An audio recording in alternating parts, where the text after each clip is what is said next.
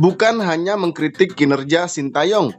Dikabarkan pemain keturunan Indonesia batal dinaturalisasi karena ulah Haruna Sumitro yang kritik naturalisasi pemain keturunan pilihan Sintayong di Eropa untuk timnas Indonesia. Namun sebelum lanjut, pastikan kalian sudah tekan tombol subscribe. Kalau sudah, mari kita lanjut. Anggota Komite Eksekutif PSSI Haruna Sumitro tidak sepakat dengan naturalisasi 4 pemain keturunan di Eropa untuk timnas Indonesia. Sekjen PSSI Yunus Nusi menjelaskan bahwa kebijakan itu berbeda dengan program sebelumnya. Program naturalisasi ini berbeda dengan zaman Christian Gonzalez, Greg Nokolo, Victor Igbonivo, dan lain-lain, kata Yunus Nusi.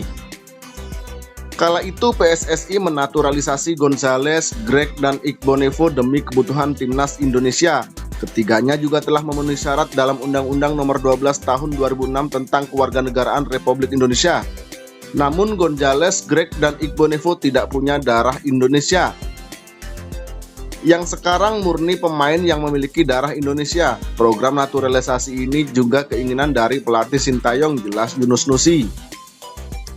PSSI sedang memproses naturalisasi 4 pemain keturunan di Eropa. Keempatnya adalah Sandy Walsh, Jordi Amat, Mads Hilgers, dan Ragnar Oratmangon.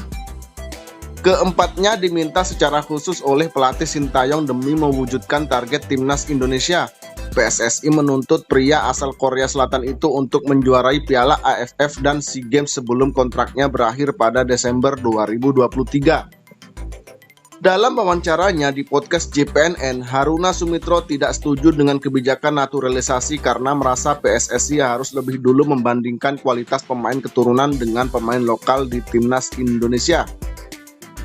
Saya termasuk rezim yang tidak setuju naturalisasi. Kenapa? Saya selalu berdebat urusan naturalisasi. Ambil contoh apa yang dihasilkan dari naturalisasi selama ini.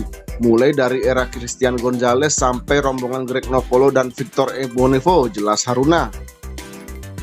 Kritik saya begini, ketika mau menaturalisasi harus apple to apple dengan pemain lokal. Apakah pemain lokal kita tidak ada yang sebagus mereka? Contoh Sandy Walsh, bek kanan, pertanyaannya, bagus mana Sandy dengan Asnawi Mangkualam?